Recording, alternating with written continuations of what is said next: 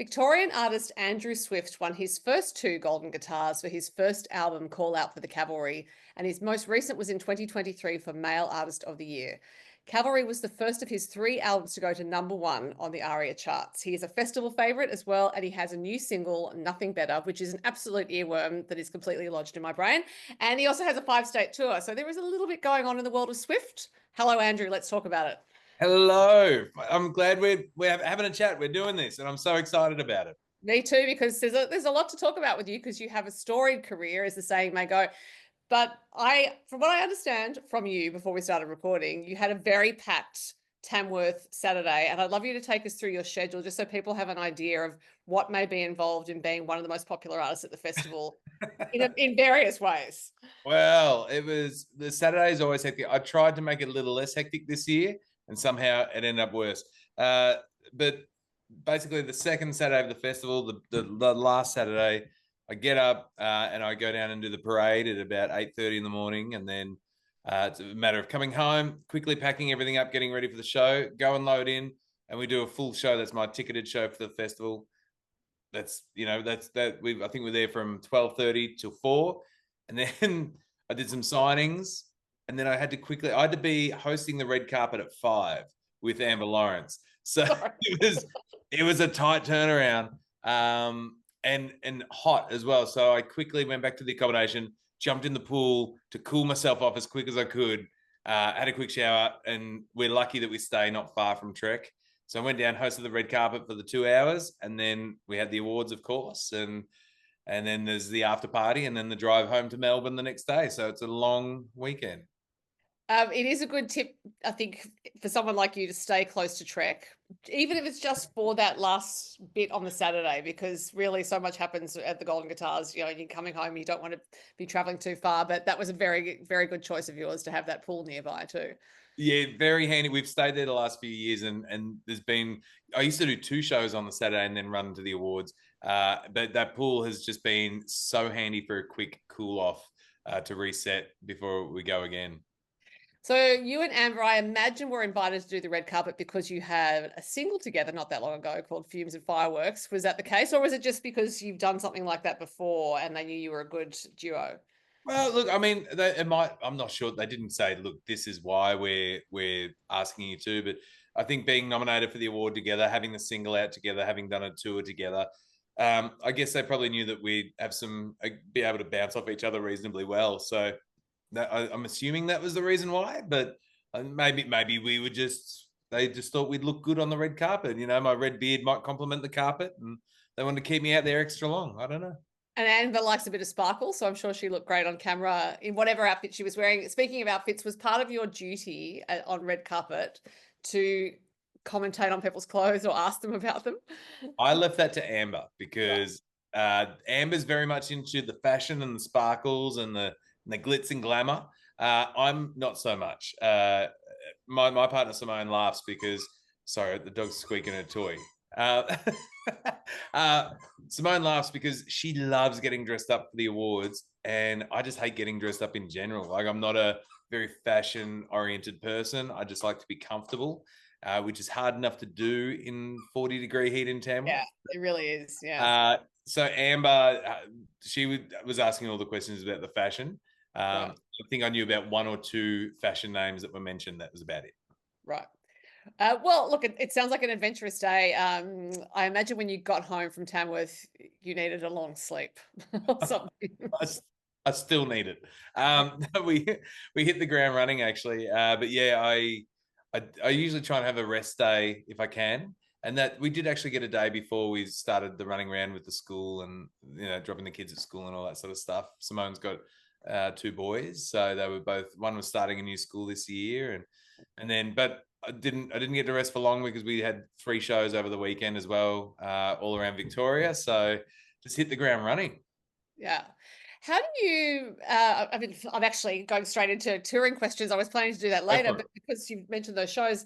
So part of the magic of performance, but also part of just the work of it is managing your energy levels. So for anyone who goes to your show, you're putting on a high energy show, you've got a great voice. You have to look after your voice, obviously, but it's also about that energy management of the show itself and in between shows. So over the course of your career, have you experimented with different ways to manage energy? Like, oh, I know I have to have that day off, or I know I have to actually sleep into a certain time in order to be able to manage that. Are there different tips and tricks that you have? Yeah, I mean, it's a funny thing because I come across very much people person, happy to chat, and I am. I'm very happy to have a chat, but I'm also more introverted than I am extroverted, so it drains me a lot. So quite often when Simone and I were looking for a house, we were like, we need a space where I can have a day to reset and I can shut the doors if I need to, and just I recharge in the quiet. But there, I mean, that's fine when I'm home, but when I'm on the road, it's a matter of just knowing and listening to the body. So that quite often, I'll just go shut my eyes for 5 minutes and might not even fall asleep, but it's just being vertical, shutting my eyes, and that helps. Sometimes laying on the floor with your feet up on a seat or a bed, there's something to it. I heard a tip, and that seems to help. But I mean, they're sort of the main things. Quite often, I'll drive on a road trip just in quiet as well, just to reset, I guess. But yeah, they're probably the main things I do for the energy management. It's tricky as well being self-managed. You also have all the admin to do, and feel bad. You feel bad when you stop and have a full day off. So yeah, it's a tricky thing to juggle. Because I think it's one of those things that you can't teach someone how to do or how to be when they're an artist. But I do maintain that artists like you who have been very successful for quite a period of time, it's not just you had one album that did well. You've actually had 3 albums that have done very well. You've toured a lot. You have a lot of singles out. You're hosting Red Carpet, for example, and that is actually a measure of success. That someone recognizes you and says we want that person there. It's in general about how you manage your energy in your entire career. It's about knowing, okay, this is a good time for me to write a song. Like I know I need to do certain things to write this song. The admin side of it, these are all different forms of energy use. And I'm actually not meaning this to sound esoteric. I think it's a real thing. It's because a live performance takes so much energy. You got to power up, power down, all those sorts of things. So I think it's more to acknowledge that it's quite something to sustain it. And I don't think you've had fallow periods, from what I can tell. Not a whole lot. Um, the, there is a saying, a term called being gig fit, and that really is a thing, especially with the road trips, because I do a lot of driving as well. So, actually, even after Tamworth, we ended up driving back in one hit. So we're including stops. I think it was 13 hours or just over 13 hours to get home.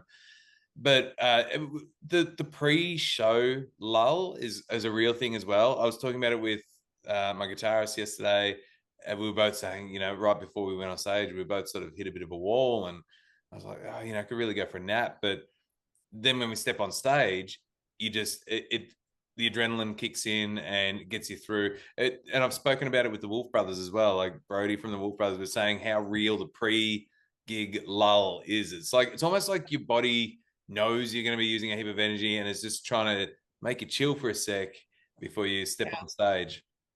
Sometimes, like when you see toddlers, for example, you see those photos of kids who are literally face down on the ground, like they've just fallen asleep mid-walk. It's almost yeah. It's pretty much, right as you're about to go on stage, and I've had naps on floorboards and like just wherever I can backstage. But I've always done it. I used to be in my old band years ago. I remember playing down in Tasmania. Everyone was having a drink before the show, and I was just out the back on the floor with my hoodie as my pillow and just resting my eyes for 5 minutes. So it's just really, everybody's different though. Everybody manages it differently. Yeah. I am a very fond of saying that for anyone involved in creative practice, they should know their own nature. It's one of the most important things. So you obviously do. Yeah. I mean, it's in general, if you can know your body and know what it's trying to tell you, then, it's definitely a helpful tool to acquire. So since I had kicked us off talking about the tour inadvertently, I'm actually going to stay on it and mention, I did mention it was 5 states. It's New South Wales, Victoria, Tasmania, WA, and Queensland. So WA is obviously a bit of a stretch. I was really curious to see that there are 3 shows in Bundaberg and 2 of them are sold out already. So that suggests that you have quite a fan base there. But well, I like Bundy's a funny one because I love going up to Bundaberg and I love playing Udi's Cafe. It's a smaller venue, but I just love it so much, and I love the people that work there. And yeah, sure, we could probably go to a bigger venue, but I think it holds 60 people per show. So we usually do a Wednesday, Thursday, and for the last couple of years, people have been joking and asking, going, when are you going to go for a record of 3 sold out nights? And I guess we're going to give it a crack this year. So, I mean, it's 4 months in advance and 2 of them are sold out already, which is amazing. So, I would imagine you do have a very good shot at 3 nights sold out, given that the 2 are sold out so far ahead. Yeah. yeah. Well, that's what we're hoping. And I mean, it's a bit of a gamble. They've never done a show on a Tuesday night either. So we'll see how that falls into place. Is there anywhere in Australia you haven't played yet that you'd like to? Yeah, I'd really love to get up north. Like, I mean, there's so many places, but I'd love to get to the Northern Territory. My sister just moved to Darwin with my nephews and my brother-in-law. So I'd love to get up there. Great excuse to see them. And people have been asking me to come up there, but I don't know where to play up there. I believe it's quite expensive to get up there as well from Melbourne. So there's a couple of factors that need to align. But I'd love to get to Northern Territory. But I just love going anywhere I haven't been before. So often, if people reach out, go, "Hey, Swifty, do you want to play here?" I'm like, "I haven't been there. Sure, let's make it happen." Yeah, I mean, we're going to Norfolk Island this year. I haven't been to Norfolk before. I saw that, yes, and you're also that's same month as Gimpy Muster. Yes, yeah, it is. It is. So in August, which our baby's due at the end of May. So I think by the time I go to Norfolk, it'll be about 2 months old. So I'll probably be. People say, "What'll be the best part about Norfolk?" It's probably just having a hotel room to myself. Yeah. Yeah. And yeah, sleeping through the night. Yes. Yeah. Although, look, you might have a very chill baby. Who knows? Fingers crossed. So I'm going to take us now to the single, Nothing Better, which I've found is a song that you could put on. Well, someone could put on if they're down in the dumps to cheer themselves up, but also if they're feeling upbeat and wanting to carry it on. It's one of those songs that can work for any of those moods in between as well. Did you go into writing it with any sort of intention? I don't think we did. It was because it was written as part of the APRA SongHubs songwriting camp that we did. So they're a little bit high pressure because you're writing 2 songs a day. You basically get paired up randomly with people. You'll be in groups of 3 at least, and you chucked into a room and they go, "Right, you got 3 hours to write a song. Go for it." And we're like, "Okay, cool." This song was the last song that we wrote for the over two different song hub sessions. So not only did I have jet lag, I was sort of running low on ideas, but a bit of a common theme in the songs I'd written that week were just reflecting on my life. Like 3 days before I went to Nashville for that writing camp, I'd moved into my house with Simone that we just purchased, and she was here on her own. I wanted to be here making memories with her and unpacking boxes. I probably just wanted to know where things were when I got home, but that's that's a whole other thing. But it wasn't that long ago. I was fixing caravans for a living, wanting to be doing music full time. My longest relationship before Sim was 10 months. Everything before that was maximum 6 months. So my relationship game was not strong, and I was like, maybe I'm not meant to have someone. Maybe I'm not meant to have a house and kids, and so it's just funny how life can take a turn and lead you to where it leads you. But I was just reflecting on back over all the hurdles and bumps to get to where I'm at. Like, things are great now, but it took me a while to get here and get that momentum and for things to fall in place. But every little bump and hurdle, everything that's happened over the years has helped make me become who I am and brought me to where I am right now. And that's what I'm grateful for. And so that was sort of the inspiration for the song. Mm-hmm.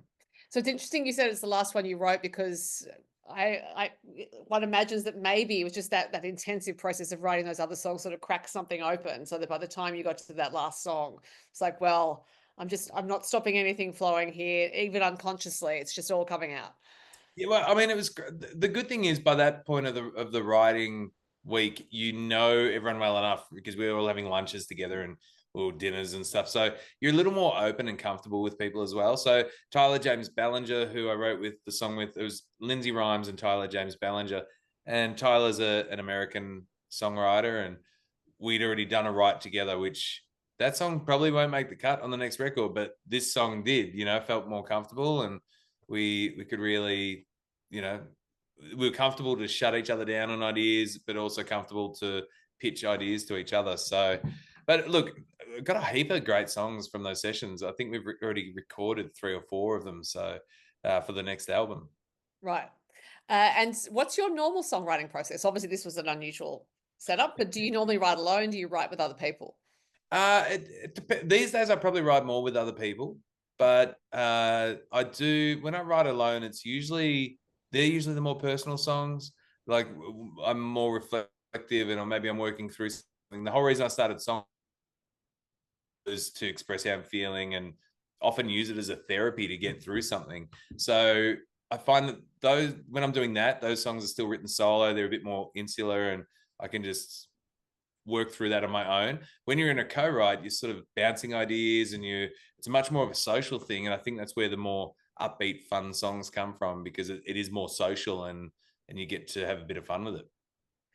And you're also someone who records with other people. So I mentioned the song with Amber, and then you've also recorded a song with Cass Hopeton and Greta Zilla. So clearly collaboration is something that comes pretty naturally to you. Well, yeah, I mean, it's fun. That's what it comes down to. It's fun. I remember, because I was very late coming into country music, but I fell in love with Catherine's Bone Shaker album. I think that was out at the time when I sort of started getting my head around it all. And I reached out to her, just cold call her. Someone gave me a number, and I reached out saying, would you be interested in singing a song on my album with me? She had no idea who I was or what I sounded like, but she was great. She said, send through some tracks. Let me have a listen to what you do. And I just sent through some work tapes, and she goes, yeah, count me in. And she was a big supporter right from the start. And obviously Greta Zilla is one of my best friends. We've toured so much together. We've written a lot together. And we often helped each other. We didn't have managers, so we'd ring each other and go, hey, what do you think I should do here? And just someone who you could springboard off. So, it was natural that we'd do something together. And Amber's a really good friend as well. And Billy Joe Porter, we just put that song out. She asked me to be on a song of hers last year. So yeah, and Cass is great. Like we all room together at Tamworth. So there's really good friendships, and it's just fun to sing with your friends. Yeah. Now, another very regular collaborator of yours is Matt Fell, who produced this song, but he's also produced all of your albums. So clearly something happened on that first album where you went, this is the bloke for me. Yeah, it's funny as I mentioned, I was late into country music, and when I realized that's where I wanted to be, I stopped writing for about 18 months, and I really wanted to listen and take in some new influences and really get my head around the genre. Because I loved it so much, I wanted to make sure I did it right.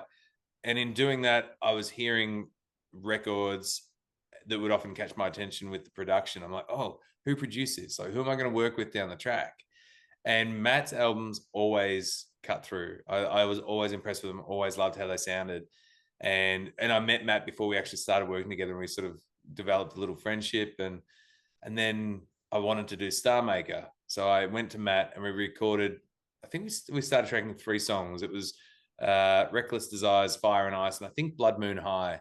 And Reckless Desires, Fire and Ice were my Star Maker songs. But that experience with Matt was at that point my most fun studio experience. We had Matt sitting in the control room playing bass, and Josh Schubert on drums in the drum room, and Glenn Hanna was sitting there doing the guitar parts in the same room as Matt, and I was in my little booth, and it all came together so quickly. Those guys were such a well-oiled machine, but they really captured what I wanted out of the song as well. I was like, this was a no-brainer. This was definitely the right choice.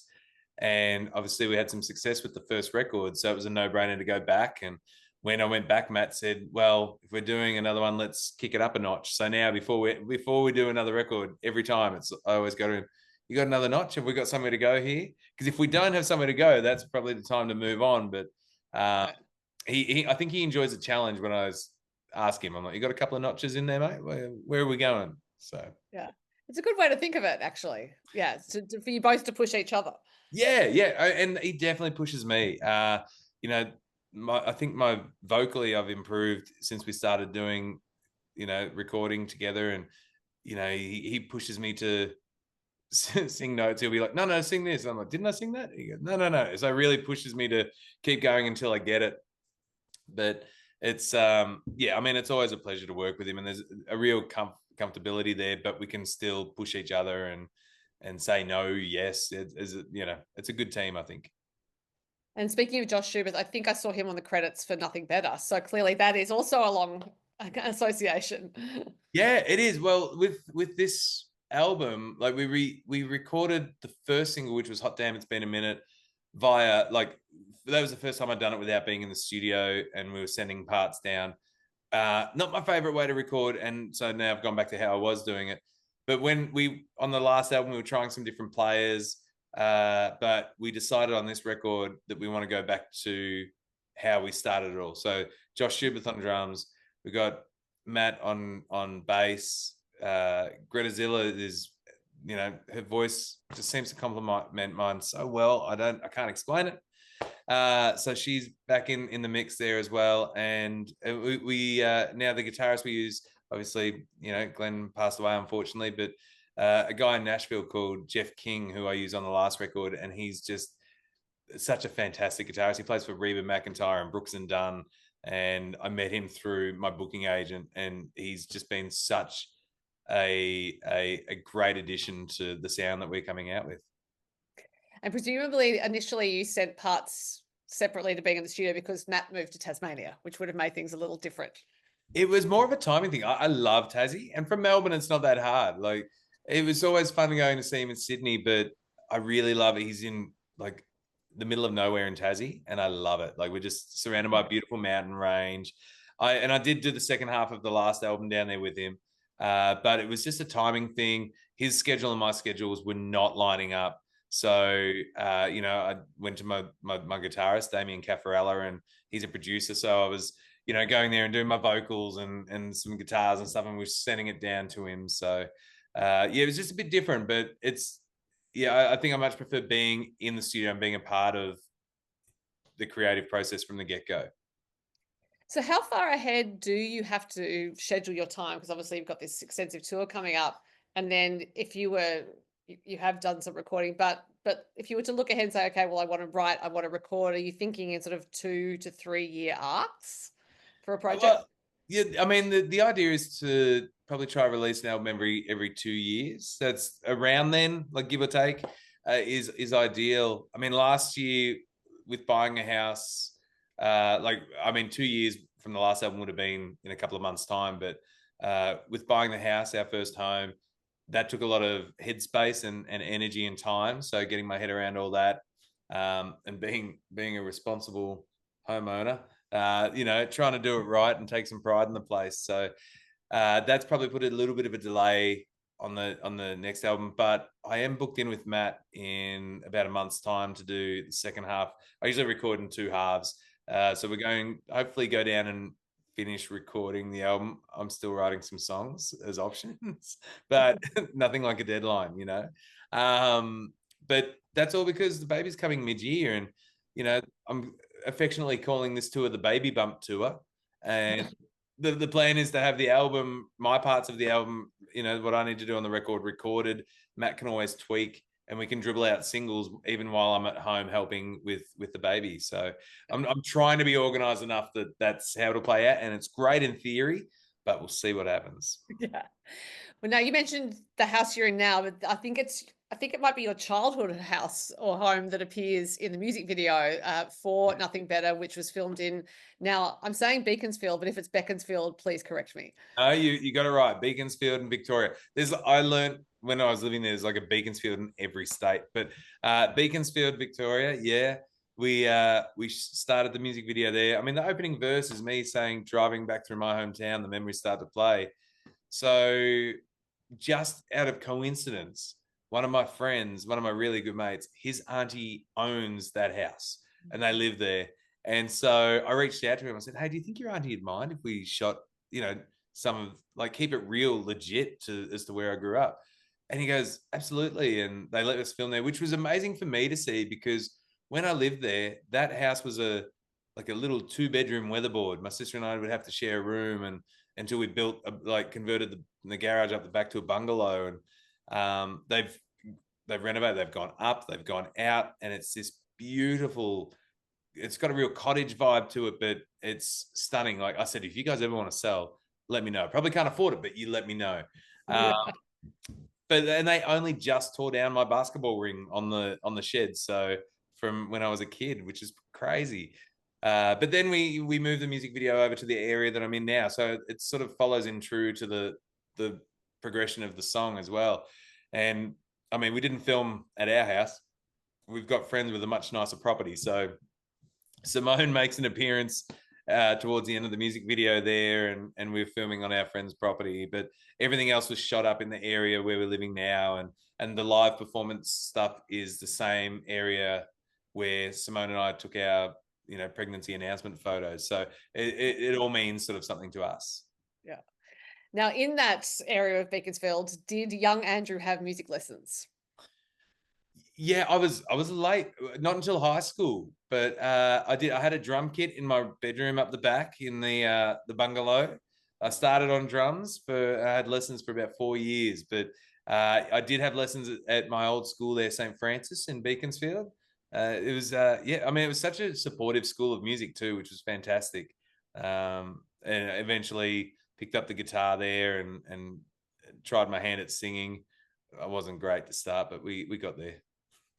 So did you choose drums to start with?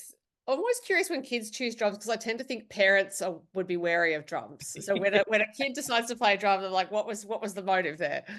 Well, it was our year 7 music class. I remember starting year 7, and I mean, it was pretty smart the way they went about it. They're trying to sell private music lessons within the school. So in the classroom, they just got all us kids to try every instrument. And if we happen to gravitate to one, then great, maybe you want to go get lessons. And that's exactly what happened with me and the drums. I loved hitting the drums and the rhythm of it. And I think that for me has been a foundation for my music too. I love a good solid rhythm in a song. And it's helped me keep time as well, like a good foundation for keeping time. So our drummers often say I've got a really solid right hand for my strumming hand, which is the hi-hat hand. So yeah, right. So at what age did you decide to progress to guitar? I was on a camp. I was on a camp in year 10. So I was 16, and I picked up a guitar on this school camp, and they taught me how to play Summer Lovin' from Greece and Sweet Home Alabama. They were the first 2 things I learned to play on a guitar. And then when I got back from the camp, my stepbrother had a guitar that just sat in a case, and I picked it up and just started playing constantly. I'd lock myself in my room for 4 hours at a time, just trying to learn guitar, teaching myself bits and pieces. And then, so yeah, that was when I was 16, and I had my first gig when I was 17. So at a little Italian pizza restaurant on Valentine's Day. It couldn't be more cliche. And I played for whatever tips I could get and a free pizza. And I broke a string tuning up for the first show, and I wasn't experienced enough to have more strings with me. So I played my whole gig with 5 strings. Right. So did you have to quickly adapt the songs you were going to play to the missing string? Luckily, it was just the high E string. So I just pretended like it was there, and nobody really noticed. Look, it's in every chord. Who's going to miss it? Yeah. It's into the mix. It's into the mix. Yeah, rock and roll. So you mentioned that when you started singing, you weren't that great, but now you are a great singer. So what changed? Was it singers that you were particularly admiring of, and you were initially trying to imitate them to change your voice, or what happened on the journey? I think it was just a matter of practice. Like I think it was having trouble finding the notes initially. Like I was just sort of wasn't having any guidance or lessons there. I was just sort of trying to imitate what I was hearing. So it was just really, it was just practicing, conditioning the ear and working out how to hit those notes. But I think the best thing for me was doing the cover gigs, actually being out there and finding out what my voice can and can't do, range wise, anything really, anything that for me, that was always the best experience is just throw me in the deep end and see how it pans out. But then, you know, being in a pop punk band for years, it was one of those things where the higher you sang, the better. So I think, and I was always doing backing vocals and harmonies, so that kind of helped my range grow. You know, there is often comments made about some of the notes I hit in my songs and without it being falsetto, and I don't know a great deal of theory about it, but apparently it's impressive. I don't know. But yeah, it's just, but I think that range comes from doing the pop punk stuff for a number of years. Yeah. Yeah, and also your melodic sensibility, I would think, because you do have that strong melodic sensibility in all of your songs and have done from the start. That probably comes back to growing up on pop music as well. Like I grew up with my mum listening to pop stuff. I mean, I don't remember many vinyl in the house, but there was like Michael Jackson's Thriller, there was some Billy Joel. But in our car, I do remember in our car we had 2 cassette tapes. There was a Kate Ceberano album, and it might have been that Kiss Me Passionately song that she had. But there was my favorite album that we had, and to this day is just such a love it, is Jenny Morris's Shiver. Oh yeah, great. That was on repeat in our car. But you know, like, we were always listening to the pop radio stations. Like, you know, whatever was on the radio is what we were listening to. And then as I got a bit older, my stepsister and I would make mixtapes for each other. We'd do the whole record off the, wait for the song to come on, like, yeah, I like this one. And we're showing each other what we like, and we'd swap. So there's a lot of that pop music probably coming through from growing up. And that also interests me that the 2 cassettes in the car were female artists, and you do duets so well with female artists. So it's almost like, yes, you practice singing against Kate Ceberano and Jenny Morris. Yeah, I mean, yeah. Could be worse. Yeah, I mean, and I love female. I probably listen to more female artists than male artists, and that's probably because of how we grew up listening to music. But yeah, it's funny because I'm always looking for songs that I can do as a duet with a male artist. And on the last record, I had Kevin Bennett, jump on a song with me, and which was amazing. He's an incredible man. But there is a song in the works of this next bunch for the album where I think it would work well with a male artist. So, we're just toying with the idea of changing that up to suit as well. So yeah, I'm always on the lookout for a collaboration just because it's fun. Yeah. Yeah. And fun, as I'm fond of saying, is underrated for adults. Yeah. Well, that's right. We take things very seriously, but the good thing about being a musician is that it's a fun job and you get to do some fun things. And if you can do some fun things with your friends, then why not? Well, you're about to have a lot of fun with a baby in the household. As my mother likes to say, babies are the world's greatest time wasters because you can just spend all the time gazing at them because they are fun. You're going to pack in quite a bit before Bub arrives, and it sounds like you also have plans for after the baby arrives. But in the meantime, it's been great to talk to you about Nothing Better, your single, and the upcoming tour. Andrew Swift, thank you very much for your time. Thank you so much for having me. It was an absolute pleasure.